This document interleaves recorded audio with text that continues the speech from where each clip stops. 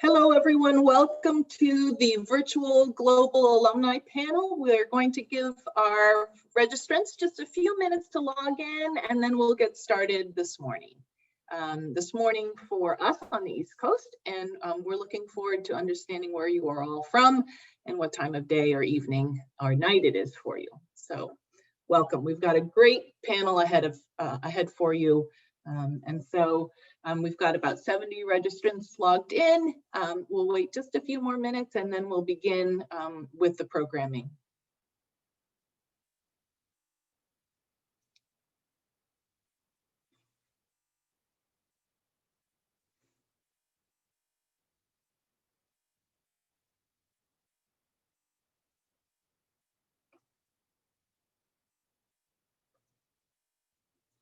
Welcome everyone. As you're logging into the program, we're going to wait just another minute and then we're going to get started with our Global Alumni panel. Thank you so much for joining us today.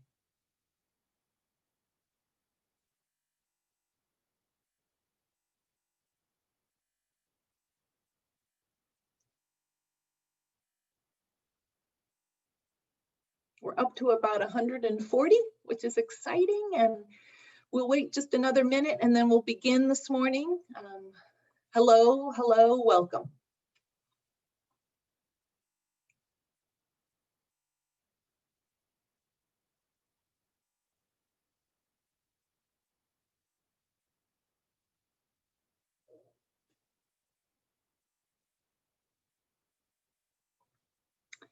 So we're up to about 160 registrants. So in the interest of time and much to cover this morning, we're going to begin. Hello, my name is Jody Robinson. I'm a Senior Associate Director in the Office of Admissions at Penn. We are delighted to be with you today and to share with you some of the information from 4 alumni from around the globe. I wanted to let you know that today's programming is really based on the alumni and the alumni experience and journey. This is not the same information you would get in an information session about the application process. I'm sure our wonderful panelists will share a little bit about their journeys, but it's not the specifics about admissions. You can certainly get that information in another session. So just to let you know what will be available. To let you know that closed captioning is available on the lower right hand of your screen if you would like a transcript to follow along with the dialogue, that is available. And also there is a question and answer box that we will have, and we will be staffing that with one of our admissions officers, Jordan Pascucci. So Jordan, do you want to take a minute, just a quick minute, and introduce yourself? That would be great. Sure. Hi, I'm thrilled to be helping you out today, answering your questions in the Q&A box. Please feel free to use it. I'm an Associate Dean in the Office of Admissions and thrilled to be with you this morning. Thanks so much, Jordan. So without further ado, we're going to have our panelists each introduce themselves and share with you a little bit about what they studied at Penn and some of the things they're involved with, and then where they are now today and a little bit about their journey since they graduated. So we're going to begin in really no special order except alphabetical. So why don't we begin this morning with Philip Chen, who is a class member. I'm going to have you fill in all those details. I'm just going to mute myself and let you run away with it. All right, Philip. Alrighty. Hi, everyone. I'm Philip. I was born in Shanghai, but was born and raised in Melbourne, Australia. I graduated Wharton undergrad this year, so class of 2020, where I concentrated in finance and real estate and also minored in cinema studies. Some cool things I did on campus. I was a tour guide with the Kite and Key Society. I was a tutor with the West Philly Tutoring Project, where we volunteer tutor some of the public schools here in West Philadelphia. I was also involved with Penn social entrepreneurship movement, where we did pro bono consulting service for various social enterprises around the country. And lastly, I helped run a Penn student-run film production company called Nexo Productions while I was on campus. I'm currently in Philadelphia in the midst of launching my nonprofit with my teammate. It's called the Unscripted Project. We help foster social emotional learning skills and interpersonal skills in the classroom through the medium of improv training. This was all possible because me and my friend Mira were really fortunate enough to win the President's Engagement Prize this year, which is a $200,000 grant that Penn gives out every year to graduating seniors to launch a project like this after graduation, which is really, really cool. So that's a little bit about me. Thank you so much, Philip. And you know, this was a unique year. You didn't actually walk in graduation, but are planning to walk with a class of 2021, which we're also hopeful about. And we look forward to hearing a little bit more from you as we continue. Next, we're going to turn it over to Thomas to introduce himself.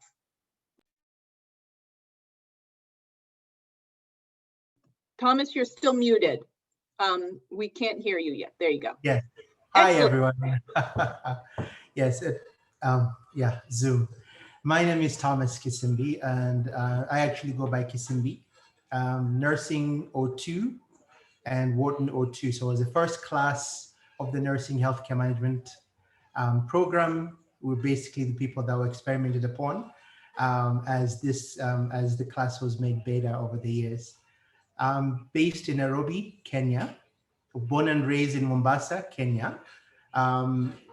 Spent time in Penn in student government, so Undergraduate Assembly, the class board, the United Minorities Council, theater, the Penn African Student Association, a number of many activities, you know, kind of across the board, almost like I've extended myself probably a little bit there, but really had a great time there.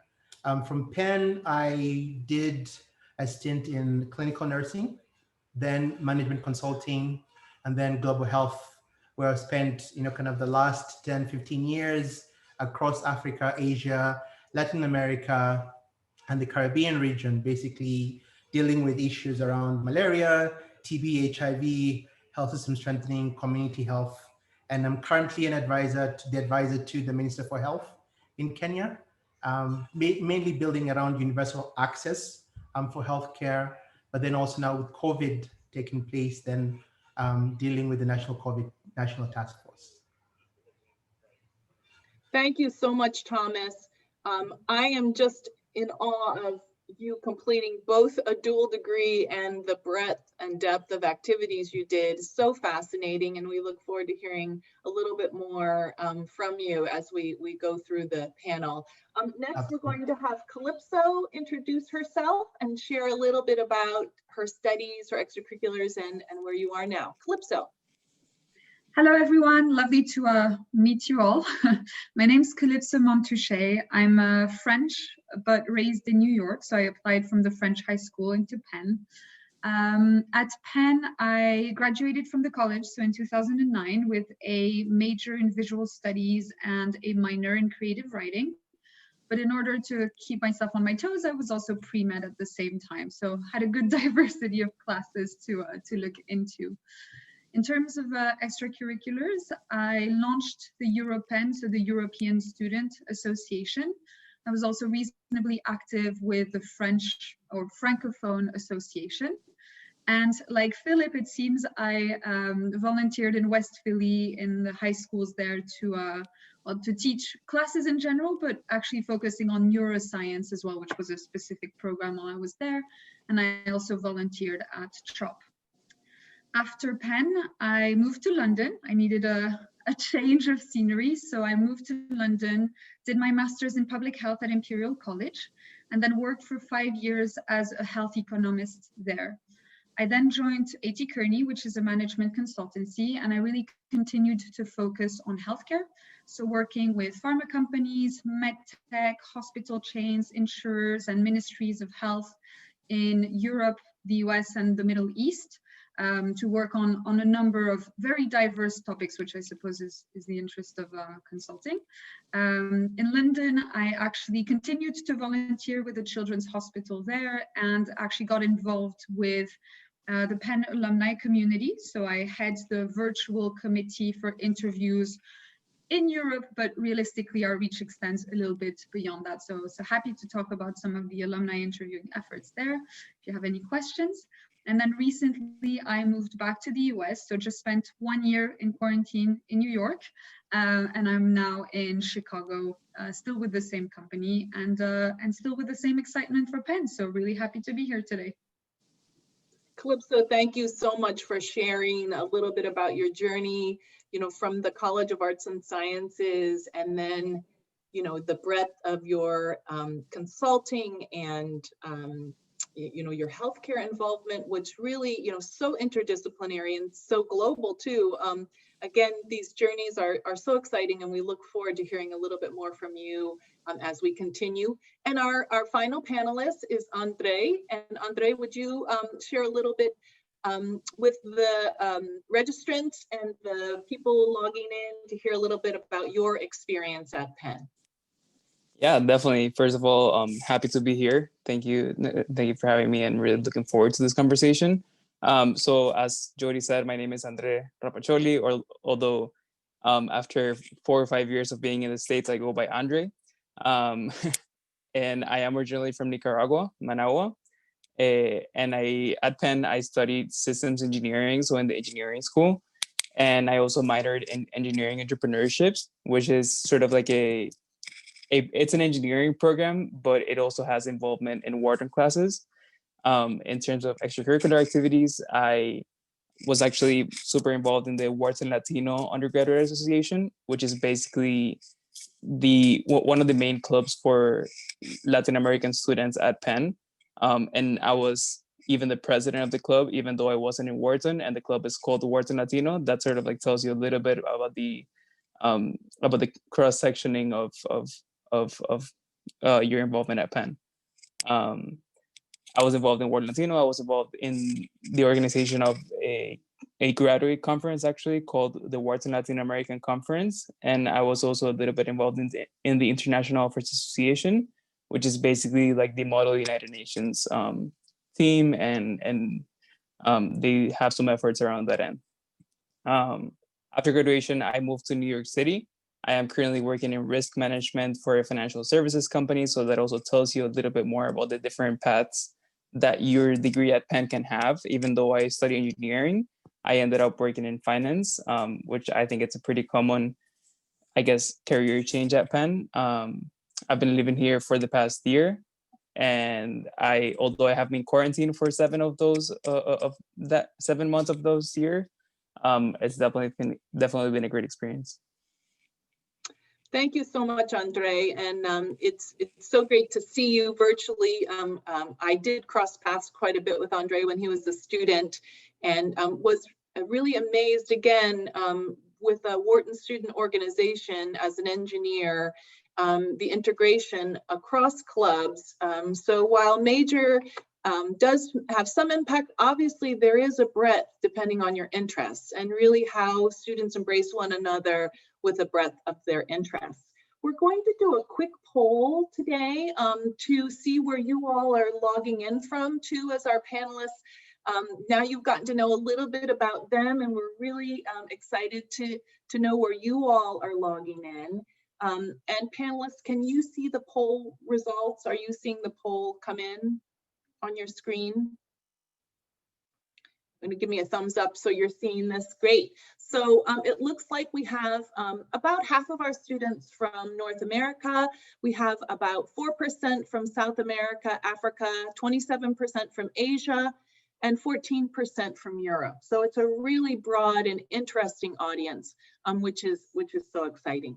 So let's begin with some questions for our panelists. And we will, not all panelists will answer every question, but I do think this first question, I would love all of our panelists to answer it, because it is about really thinking back to your college search and why you ultimately elected to enroll at Penn. Since we just finished with Andrei, why don't we start with you, Andrei, today to share a little bit about why you ultimately decided to enroll at Penn. Yeah, sure. Happy to talk about it. So I've been thinking a lot about this question in the past couple of days, and really, I remembered when I first received my admissions to Penn. I opened the letter, and of course, I was super excited, and it was an unbelievable moment. But also, I was accepted as this this title called Penn World Scholars, which is basically an effort that Penn has to provide international students with perhaps financial need the opportunity to attend the university. So I was selected as this Penn World Scholar, which is something that you're selected upon admission.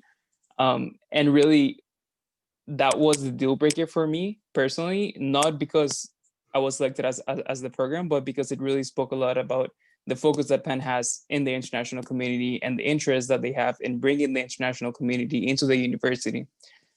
So after researching about the program and about the university, that really just like sealed the deal for me. Great, thank you, Andrei. Calypso, would you address that question? Why you ultimately elected to enroll at Penn? Sure. I mean, at the end of the day, I was really choosing between Penn and one other school, and I would say they had equally good academic credentials, a good mix of activities to offer. But when I came to visit the Penn campus and I was on Locust Walk, it was in the middle of spring, so the trees were filled with flowers and I could see the beautiful buildings with the old stones. And I naturally felt like I was part of the community even before deciding to join it. And I think there's a student who rode past on a bicycle and said, "Hey, newbies, join Penn." And I really felt like it was a warm welcome. And I think that the very next day I sent my acceptance note. Excellent, excellent, thank you. Thomas, would you give us your opinion and share your experience as to why you elected to enroll? Yeah, for me, so I had Penn and kind of 3 other Ivy League colleges to choose from. And Penn, to me, the clincher was actually the program that I got into.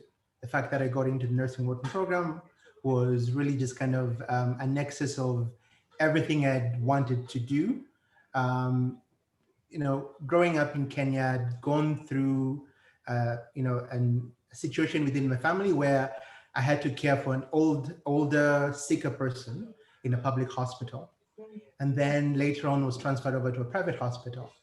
And seeing the disparate and different care that was provided in both these kind of institutions was something that was eye-opening to me. And I wanted to kind of better understand the factors and issues that surround health systems, the management thereof, the provision of care in those facilities, and overall looking at the system. And the first year, so the first time actually I read about the nursing Wharton program and I got in, to me, that was just kind of a no-brainer. It was really just kind of where my heart was and always has been since. Fantastic. Thank you so much for sharing that. So interesting. And Philip, tell us about why you ultimately enrolled at the University of Pennsylvania. Yeah, absolutely. First and foremost, my cousin came on exchange to Penn from the University of Melbourne when I was in 10th grade and starting my college search. And she was like, "Philip, you must go to Penn. This is the school for you." So that's my first time where someone was like, I think this is a great fit. But ultimately, the reason why I chose to come to Penn is that I knew I was looking for a business education, and Wharton Undergraduate undoubtedly is one of the best undergraduate business educations you can get out there in the world. And I really liked its motto of that it's business and more, that, we learn more than just business. We also have, liberal arts course that we had to tick off and all these things that really was a perfect, well-rounded education for me. And lastly, I do love Philadelphia. I think it's totally underrated as a city. I've been living here for 5 years now, and I think it's amazing. I think Penn's campus is a perfect mix of what a college campus should be. It's an enclosed space, but the city of Philadelphia doesn't serve as just its backdrop, but second home for all its students. I really like how accessible the city is, how accessible campus is, and not gonna lie, I was really trying to live in a city. I wasn't trying to get stuck in the woods anywhere. So I really liked Philadelphia as a city to be in as well. Thank you, Philip. It's so interesting as we think about this 300-acre campus in, the second largest city on the East Coast, with a student population, 10,000 undergraduates from all 50 states, Puerto Rico and the territories, as well as the District of Columbia. And about 14% of our undergraduate students hail from outside of the United States, representing over 100 different countries. Now, if you are a US citizen and a citizen of another country, you can only count once. So your US citizenship would be what would stand out first, because you won't need a student visa to come study with us, but we still embrace your globalness. And so, as we think about this truly global community, I'd love for our panelists to talk about how they engaged with the community at Penn, to expand a little bit more on that. And also, if they did engage, to what degree with the international community. Why don't we start with you, Calypso? Sounds good. Maybe I'll manage the mute unmute skill. When I joined Penn, there were, and I'm sure there still are, a lot of national clubs. So the French club, the Italian club, the Greek club, and while I always felt welcome in any of those and really got to benefit from the culture, from the food, from the parties, I found it a shame that they were a little bit siloed. And so that's actually why I created EuroPenn with a number of other European and non-European students, actually, just because we wanted to bring a bit more of a mix to the Penn community. And really, I don't want to say EuroPenn took over my life, but there is an element of that where we really focused on bringing in speakers on, I don't know, European politics. We supported a charity that works on removing landmines, where they still are in some European and non-European countries. We launched, I think we were some of the first student groups to launch parties where Euro music and house were played, and that was quite a revolution at the time. So that says something about how long ago I went to Penn. And just generally speaking, we organized, food events and just cultural events. So that was the bulk of my interaction. But I do want to highlight the fact that I always felt more than welcome in other groups and clubs before, and in some ways, the international community, knowing what it's like to integrate the American community, is actually really open about other people wanting to integrate their own. Thank you so much, Calypso. Thomas, could you share with us a little bit about your interaction with the community peers, and also, the breadth of your involvement? That would be great. Absolutely. I mean, there was a whole range of, as Calypso's mentioned, a whole range of clubs and societies around Penn during my time as well. So, I mean, I'm old too. So for some of you, I'm essentially prehistoric, right? But Penn, even at that time, was extremely vibrant in terms of kind of the societies and communities available. I remember, I mean, mostly interacted, I think, I mean, not mostly, I would say that there was a variety of, kind of African student associations from various African countries that came together as a Pan-African kind of organization. I participated in a number of events, and I'd recommend actually, if they still exist to date, like Curry versus Curry was one where, there was a full array of all the curry making or curry kind of cooking countries displaying kind of what their country had to offer in terms of curry cuisine, and several other activities there. I mean, like I forgot to mention I was in the a cappella group as well, Full Measure, which is a Christian a cappella group. Probably the only African there in that group, mostly Asians, but just kind of a really good mix of people, nationalities, talent, interests, and I didn't feel out of place. I think that was one of the most striking things about my time at Penn, was that it was a very welcoming environment to me. Thank you so much, Thomas. Philip, I want to take that question also and tag on the, and how did Philly really contribute to your Penn experience? As you think about our students who are Zooming in and thinking about engagement and activities, but also how Philly played a role in that. Would you start, Philip? Absolutely. I think Philadelphia for me is this amazing city where you learn so much and you grow as a human being. I like to say to a lot of people when we talk about coming to Philadelphia, I think it's a great city, it's a great college town, and it's a great stepping stone to becoming an adult. I think it's a perfect size for you to do all of these things. What I love about Philadelphia is that Center City is walking distance from campus, and Uber is like 10 minutes away and really cheap as well. There's a great transport around Philadelphia. It's a great arts and culture city. I would not have believed that prior to coming to Philadelphia, but once you get here, it's the most amazing array of museums. I go to the Barn Foundation all the time, which is this amazing museum here in Center City, Philadelphia, with the largest collection of Renoirs in the world. It's also a great food city. I'm a huge foodie, and if you come to Penn, 1 month out of your 9 months on campus is restaurant week. It's a bit of a scam because it's not a week, it's a whole month basically, but it's amazing. All the best restaurants in Philadelphia, all doing great deals. And a lot of clubs all go to the city, all your friends will make a event out of it, and that's really, really exciting.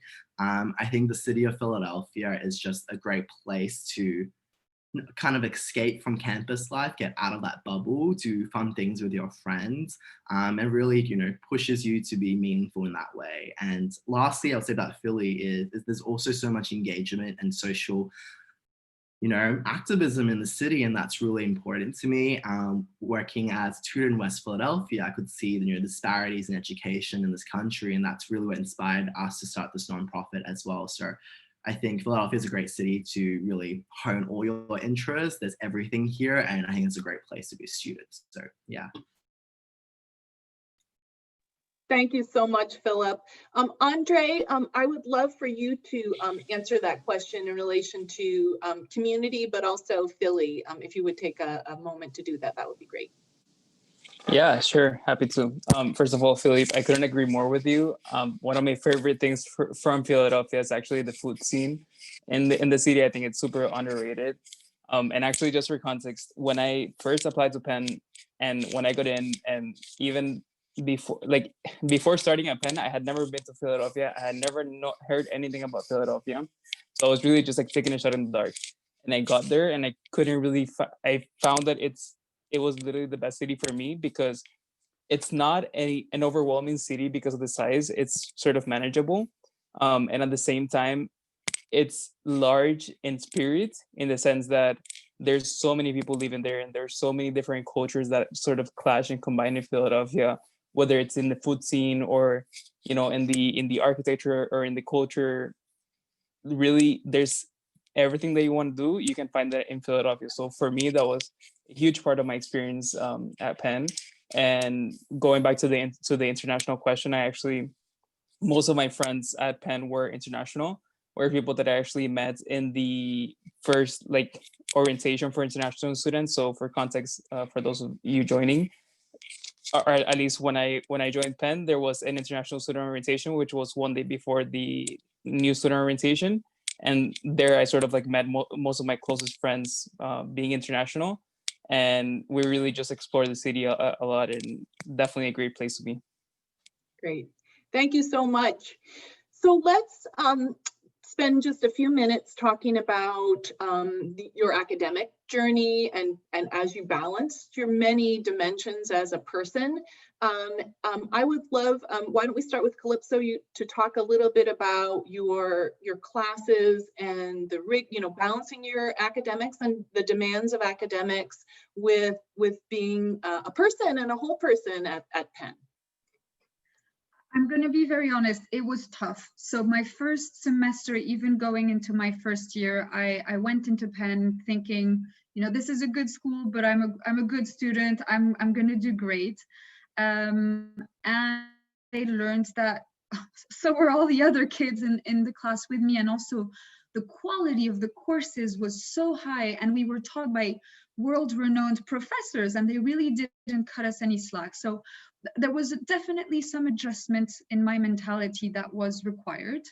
And eventually I also found that I had to balance out my choice of courses. So sometimes going for 4 courses rather than 5 courses, balancing out the art courses with the science courses, which were curved and tended to be as time consuming as the art courses, but also with students who were perhaps more keen to get better grades because they then wanted to go to the same medical schools as me. So there was definitely a learning curve there.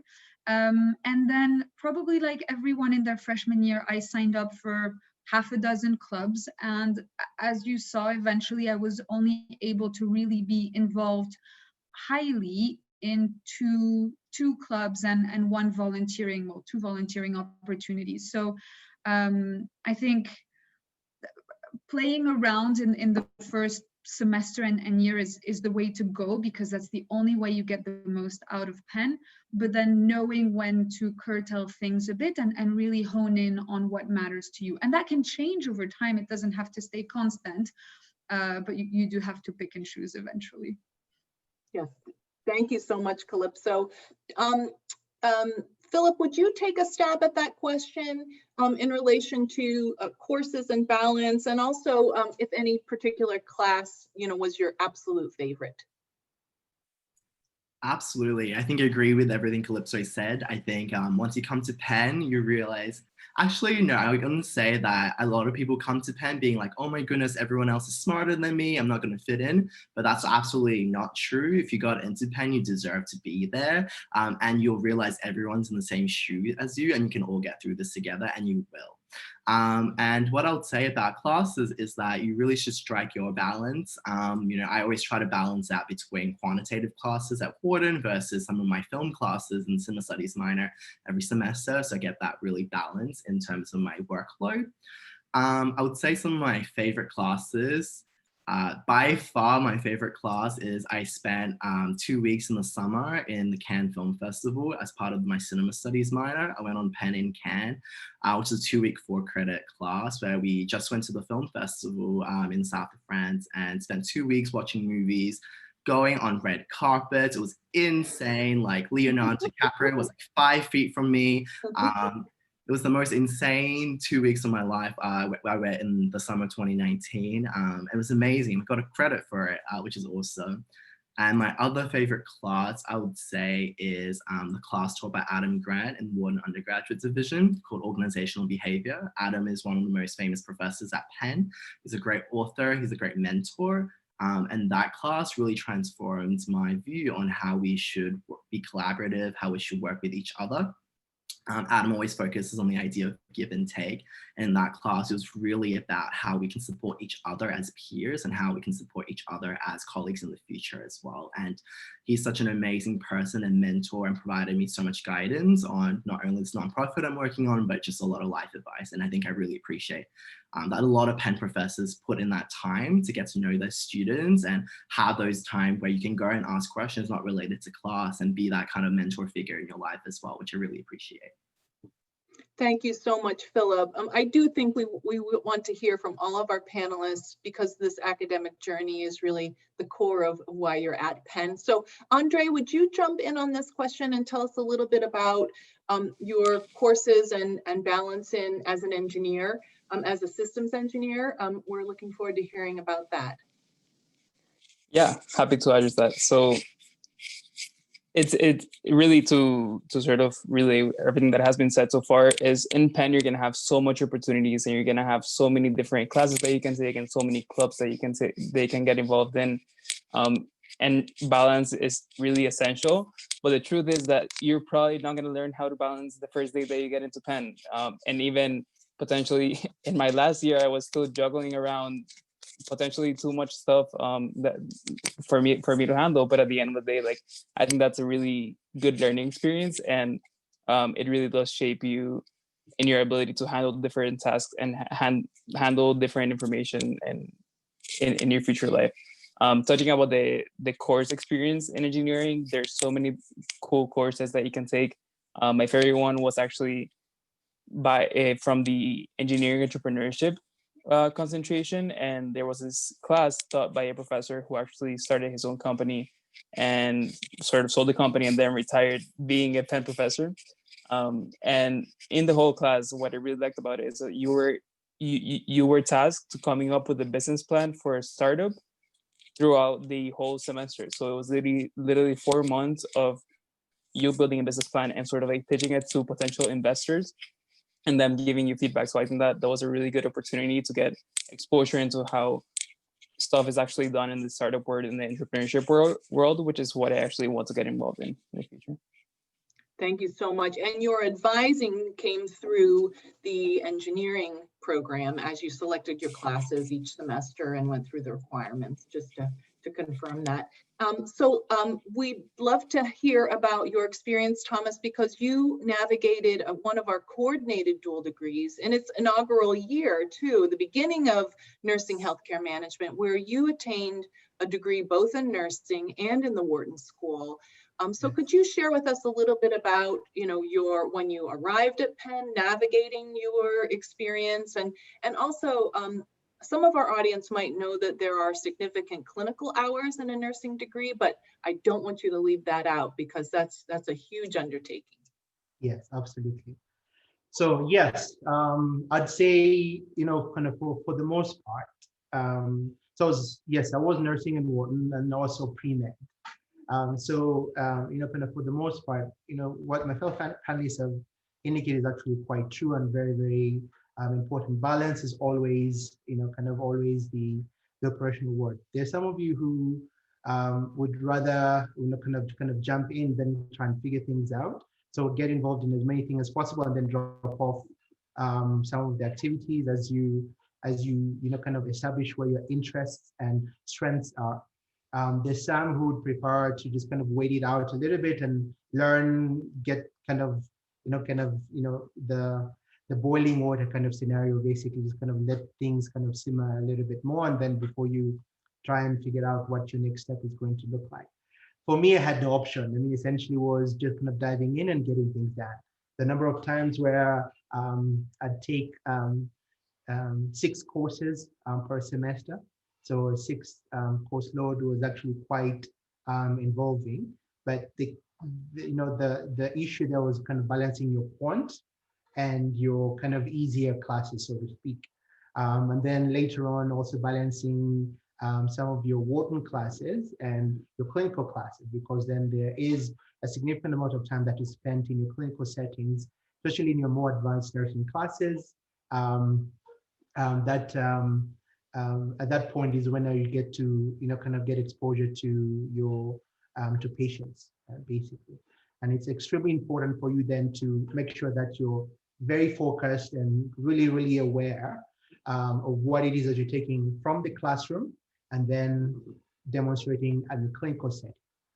You're not left on your own, I would say that. So, and I think the one thing I'll add for both Wharton Nursing Pre-Med and Penn overall was the fact that the resources available to you to enable you to succeed were plentiful, right? So there are tutoring services, counseling services if you feel overwhelmed, a number of mentoring and support services. Some of the best teachers I think I encountered were teachers who were very, very supportive to my journey, kind of, so to speak. I tried to figure things out sometimes.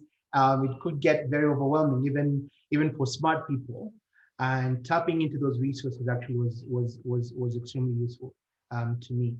I'd say Operation and Information Management class, OPIM, as we called it at that time, I think now it's probably changed, was very useful for me in terms of, sorry, my Siri is listening to me, analytical thinking, and kind of driving the quant work that I do from day to day right now, saving lives, was something I'm still using to date, right? My clinical classes were really important for me to actually figure out what was important to me in terms of providing care to patients. I loved the chemistry classes, especially organic chemistry. My best professor actually is Dr. Lafferty. She's retired now, but she was one of the most significant things I think that happened to me at Penn. And that is really high praise for her and the care with which she taught and also cared for her students. And to me, there are a number of professors that do that. And I think you'll be really happy and delighted to actually kind of get to meet them. And then for management management one class, Dr. Greenhall. I think Philip might still have met her while she's still there. I'm a really kind of consummate, really, really interesting teacher, and a really great introduction to the Wharton classes that I had at that time. Thank you so much to all of our panelists. I'm going to integrate some of the questions that are coming in through the Q&A, and also there's an element of coming to Penn, being at Penn, and then going out into the world. So actually, Thomas, let's start with you because you know, you and Andrei actually both came from developing countries. And so sort of the one, how the support you had as you arrived on campus, some parents fear Philadelphia, and so your safety, but then also the next step of the global power of your Penn degree. So why don't we start with you, Thomas, to jump in there, and then we'll hear from Andrei. Sure, excellent. And I think, yes, the global power of Penn. I mean, so actually, I'd also mention something for especially for the African students or any other country in the developing countries where kind of your math courses do not include calculus as part of your curriculum in high school. It will be useful to actually just kind of get a little bit of calculus under your sleeve as you prepare to get into Penn, because a number of the classes that you might take will involve calculus, and there will be a calculus requirement in your teaching. So just brush up on that, because it was a really steep learning curve for me to actually get up to speed on the calculus piece. But I'll say a couple of things. One, you know, because I mentioned before, the support system there was absolutely wonderful. The choosing classes and picking classes, the advisors that are assigned to you will be critical in terms of helping you navigate the bureaucracy that is, you know, picking your courses and attaining that balance. And then, you know, kind of tapping into the resources available to you from, you know, kind of your professors, from office hours, from the teaching assistants, from tutors. I think those will be critical for you in terms of helping you succeed while at Penn. I remember also, I mean, I've formed really good and strong, you know, kind of personal relationship with my professors. So Dr. Lafferty was one where to date I still keep in touch with her, still sends me pictures of her grandchildren. Right now, she's really proud grandmother and also taking top classes, you know, that kind of thing. Really, really awesome professor. And beyond that, I think not only the skill set that I acquired have been useful, but I think also just kind of the fact that, you know, Wharton is the best undergrad business school in the world, and Penn Nursing is the best nursing program in the world as well, is one that actually has opened many doors for me. And then also allowed people to just kind of give me the benefit of doubt, that then allowed me to then excel and succeed and really kind of kick ass, so to speak, and really widely recognized around the world. In Kenya, anytime you mention Wharton, you definitely will get some recognition with that name brand. Thank you so much. Andrei, would you speak to you know, the transition and also the power of your Penn degree on a global scale? Yeah, definitely. So in terms of the transition, I definitely agree that Penn, of course, has a lot of different resources that you can utilize, and especially for international students, there's really good advising that you can use. But from my personal experience, the most useful, I guess, support group for the transition was my peers, was the friends that were coming with me from also developing countries or from, you know, similar countries in Latin America. They were really the people that I relied upon, and the people that helped me sort of, you know, get into the right mindset at Penn. In terms of the global power of the degree, I'm currently working in New York, but I definitely do hope to go back to Nicaragua eventually to work. And I think that one thing that I can speak to is that Penn does really open up doors in the sense of the people that you connect and the people that you meet at the university and the alumni that you meet after you graduate school. I think that those connections are the ones that you're going to be able to leverage once you want to get into, you know, giving back to a society in your developing country, or getting involved in different aspects of society, really Penn does open doors to get you there. Jody, let me add just one more thing there. I think Penn basically opens the world to you. I think to me, that's the thing that I found very useful. I found actually later on, as I reflected back on my life, I realized I could work anywhere in the world I wanted to. And that was something that my parents actually were very proud of, in terms of just kind of having that flexibility and that option to be able to do that. Work and live anywhere in the world, including Africa. And that's kind of my choice, was to come back home, because that's kind of where my passion has always been. And Penn has allowed me to be able to do that. I think we hear from many parents, wherever you're from, the power of the Penn degree is, what is the power of the Penn degree, and, what resources will my students have when they're there and when they leave, knowing the Career Center is available to you till you really draw your last breaths. So while you can use the Career Center, of course, as a student, it really is there for you and continues. And, there are hundreds of, there's actually 300,000 alumni across the globe, and alumni networks and clubs to really support students. I want to ask our Calypso, you mentioned engaging in the Penn community today. Could you talk a little bit about that, and also the alumni interview program? That would be great. Sure. So as you may or may not know, Penn actually has a target, not necessarily reality yet, to be able to provide 100% of its applicant students with interviews. Which is not always easy to do. And in the past, we tried to do the bulk of those in person. But in order to start bridging the gap, a couple of years ago, we actually launched virtual interviews. This was before COVID. And so I was actually responsible for launching the virtual committee for interviews in Europe. And the idea there was to capture the students who couldn't be interviewed on the ground by local students. So we didn't have that many students, for example, in Estonia, Latvia, quite a few in Bulgaria. And so we tried to get those to speak to us in virtual ways rather than on the ground. And really being part of the alumni community and of the Penn Alumni Interview Program actually made me realize, again, just how wonderful the Penn student body is or could be, and also get to share a bit of information about Penn and help some students figure out what they wanted to do. So it's, those interviews, and I'm sure a lot of you will already have gone through them, but they're two-way conversations, and they helped me stay close to the future generation of Penn students, and also to the current Penn alumni and other interviewers, and get friends in the process, actually.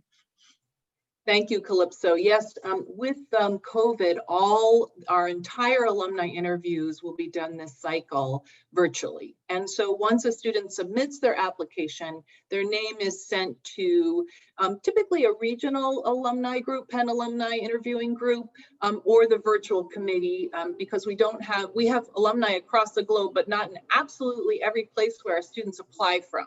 So this will be happening again virtually this year. Philip, I want to lean in on you, because we've talked a little bit on research and internships and exposure. And of course, this unique presidential engagement prize that you've won, and the nature of your partnership is really quite fascinating. I'd love for you to share with our audience today a little bit more about that and the opportunities that this has laid before you. Absolutely. I think Penn is an amazing place to come figure out what you want to do in life. And also it's totally 100% fine if you don't know what you want to study and don't know what to do, even when you graduate Penn, honestly. So don't worry about that. A little bit more about the President's Engagement Prize. This is an initiative that started by the Penn's president, Dr. Amy Gutman, to really promote social engagement from Penn students after graduation. It's a $100,000 grant towards your nonprofit and a $50,000 stipend for each of these the student winners. It's one of the highest grants that any higher ed education offers, and it really is a once in a lifetime opportunity to start a nonprofit, coming fresh out of college and getting that chance to really engage with the communities that you want to work with. For us, me and my teammate Mira, we were both Wharton students, but we both did a lot of theatre at Penn, and we realized so much of our success, both in and outside of the classroom, is attributed to our communication skills, the way we can speak to different people and adapt to uncertainty, and so much of that we believe is aligned with improv training. So we partnered with Dr. Marsha Ferguson, who's one of the theatre arts professors at Penn, who's been mentoring us throughout this whole process. And we partnered with the Philly Improv Theatre, the Second City in Chicago, to really get this program going. And what it looks like now is that we offer a 10-week series of free workshops in Philly school districts to really engage students in a meaningful way during especially these times. I think Penn offers so many opportunities for students to really engage with not just Philadelphia, but the world around them. And it's so valuable, such a valuable piece of my education, and something that a lot of students are actually involved with, whether that is, tutoring Let's Philadelphia or helping with the various organizations on campus that do, social work. I think it's really, really important that I'm just so happy to see that so many of my peers and friends really engage in that sort of work during their college time, and see that's really rewarding for everyone as well. Thank you, Philip. And that kind of is a wonderful linchpin in our next question, which is, what would you tell your 17-year-old self today, now that you've had this experience that you've had? And I'm going to start with you, the most recent Penn grad, because you're still closest to the experience, Philip. But what would you say to your 17-year-old self, if you could? Interesting. I would say just keep going, honestly. Don't feel pressure that you have to be a certain way or do certain things to get into college. I think that's a big thing. Like, you have to be this, you have to be that. I think I was very much a person who followed my own beat of my own drum, basically, even throughout high school. So I think really I think the best way to, impress college, admissions is really just how well you are being yourself, and you are really following interests that matter to you. And I think that's something that's really important.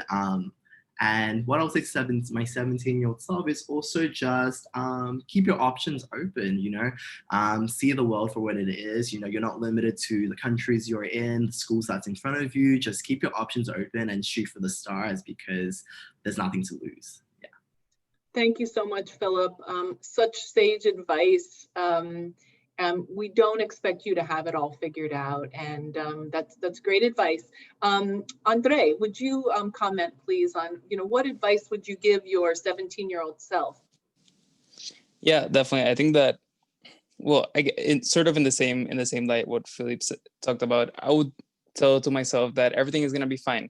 You don't have to be the best at everything. You don't have to be number one. You don't have to get there fastest. You just have to sort of like figure out what your story is, and then how you can portray that story in the application. And that's really what this is all about. You want to be true to yourself, and you want to know what your strengths are and what your weaknesses are, and try to figure out the weaknesses, but don't stress about it. And really just like everything is going to be fine. And that's something that I still struggle to tell myself even today. But it's a slow process, but I'm going there. Great, thank you so much, Andrei. Calypso. I would say the same thing. Don't worry. You'll get it right, no matter right, even when you get it wrong. You learn so much along the way, and it's easy for us to say, it's okay if you don't know what school you're going to get into, what you're going to major in, if you're going to get a job at the end. But everyone loves the university where they go to. Everyone ends up taking fascinating courses and making great people. And most people end up with a job that either makes them happy upon graduation or will get them to where they want to be 3 years later. It doesn't necessarily help you when you're facing like your senior year. But looking back, I wish I'd been able to take it a little bit easier and be content with the fact that it was going to be all right. Thank you, Calypso. And Thomas. Yeah. I'd tell my 17-year-old self, you're about to go on a great journey, right? I mean, I think my time at Penn was actually one where I tried to maximize on my opportunities there, but I think even without trying, I really did have a really great time at Penn.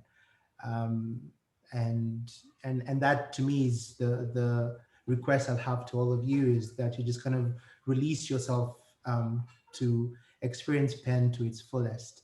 Allow yourself to learn, allow yourself to relearn, even unlearn some of the things.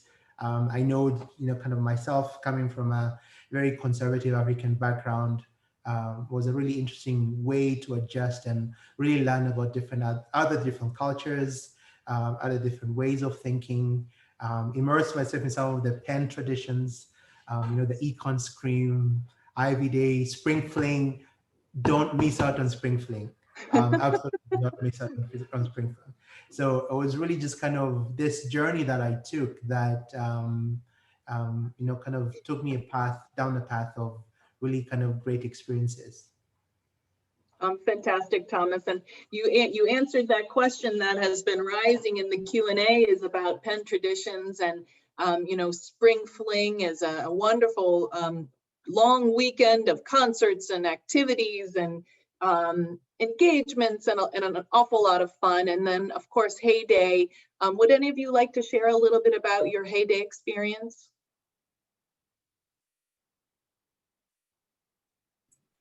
Yeah, I can. For those who don't know, Heyday is the day that juniors officially become seniors. So it's basically last year of junior year, where everyone member of your class, so all 2,500, you get a red t-shirt, a little bowler hat that's made out of styrofoam, and a cane. It's part of Penn tradition for hundreds of years. And we all march down Locust Walk together to College Hall, where the Penn president, Amy Gutman, will be greeting everyone to declare you officially seniors. Then we throw our hats in the air. It's this crazy day. It's so much fun. You get a lot of photo ops. There's a lot of free food. It's just a great day to celebrate with your friends. And it's also the first time that your entire class gathers together since you came onto campus as freshmen. So it's just so exciting to celebrate that, yeah, we're all seniors and we've all made it. And it's so much fun. Thank you. You always have to bite one of your friends' Heyday's hats. That's always good luck. Good luck. And I actually still have my Heyday t-shirt. It doesn't fit anymore, but I still have it. I found it in my closet the other day. I was surprised I still have it all this time. Amazing. So, dear panelists, we are running close to the end of our hour together. And the final question is really to share a moment that you are particularly fond of. It might be you're proud of, or you really relish from your Penn experience. And I know narrowing it down to something is really difficult, but if you could just share something that you're particularly proud of, or again, that you really savor about your Penn experience. Why don't we start with you, Thomas? I was just thinking about that myself, but so maybe I'll say a couple of things before, and then I'll, kind of will share, kind of that proud moment. Essentially, I think for those individuals in the developing countries who then will be going back to, or intend to go back to their, back to their countries after Penn, probably worried about your pay scales, what the pay systems are in the countries that you're going to be working in, or where you are right now. I mean, for me, it was fairly easy decision to go back home. It was definitely a very rewarding opportunity to work with organizations like the Clinton Foundation, the Gates Foundation, the UN, companies like BCG, McKinsey, Bain are opening offices in Africa too. So there's one, actually the offices for all these three in Nairobi and also South Africa, kind of, for example, I can only speak for Africa, for example. Netflix is making a huge play for the African space. And so then they'll also be looking for African nationals to be part and parcel of their expansion, kind of there. So the pay scales there will match out wherever it is. But I think at the end of the day is, if you're really passionate about what you're going to be doing, then absolutely, just gonna go for it. Yeah. Sorry, the question. I'm sorry. I think Jody, I think you're on mute. Sorry. What you're most proud of, Thomas? Most proud of the fact that I won the ball award. And that's another Penn tradition. There's the cane, the spoon, and the ball, or rather the Spade. The spade, right? And the turn. So then the ball is second highest honor for graduating seniors, bestowed by fellow students to those by fellow seniors, basically to actually, I was the first African to have won the ball award. I was really very proud of that. Excellent. Thank you so much. Calypso? So I guess two things, right? The most memorable experience and what I'm proudest of.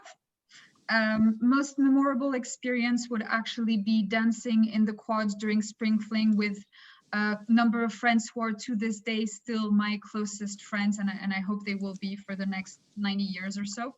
I cannot say how important the Penn community was in my experience. And in some ways it's related to what I'm proudest of, which was growing up. I came to Penn with, I don't want to say prejudice, but definitely strong ideas about who I was, what the world was, and what everyone's place in it should be. And Penn steamrolled that, forced me to confront my insecurities, the realities that went well beyond my own little bubble. And I'm incredibly grateful to the student body actually for helping me become a better person. Thank you so much, Calypso. Andrei? Yeah, so quickly, the most memorable moment was definitely the graduation night, so the night of commencement, just because it was really like the culmination of 4 years that I spent with literally some people that are some of my best friends for life, and that are still gonna be my best friends to come for years to come. And the moment the thing that I'm most proud of from Penn is actually similar to Thomas. I was part of the winners of the participants in FEP Club, which is actually, so in your senior year, the student council organizes a different event every day. And the people that attend most events get awarded by having their name said at a bar at the university. So that was actually one thing that I won that I'm really proud of. Andrei, you are a man of many talents. Wow, it's fantastic. All right, Philip, if you would share your moment, and then we'll wrap it up. Yeah, apart from the things I've already said, I think my most memorable moment is I did a play with Front Row Theatre Company, which is one of the theatre groups on campus, my junior year. And it was really amazing to be on opening night, how we had a fully sold out crowd and all my friends were in the front row with giant signs with my name on. And that was really, really just special. To have such supportive friends and to be part of that community was really awesome. Most proudest, for sure, it's definitely winning the President's Engagement Prize, but I was talking to my co-founder the other day and we were just talking about all the things we've done since, COVID has started and we launched our nonprofit. And I think I'm most proud of, the people we have become and all the things that Penn has taught us to allow us to. We have a staff of 4, we work with 200 students in the Philly School District, and all of those, business skills and life skills that Penn really has imparted in us has really come to fruition. And that's something that's really awesome. Well, the richness of each of your experiences and the generosity of time that you've provided today, we are incredibly grateful for your sharing and your openness. Thank you so much to our panelists today, the attendees who you can continue to be in touch with Penn. One of our upcoming workshops is on essay writing. And so there is room to attend that, to learn a little bit more how you might refine and cultivate your application and see what great human beings these are. Thank you so much, Thomas, Calypso, Andrei, and Philip for your time today. And thank you all for your attendance. Have a wonderful rest of the day. Bye-bye. Bye.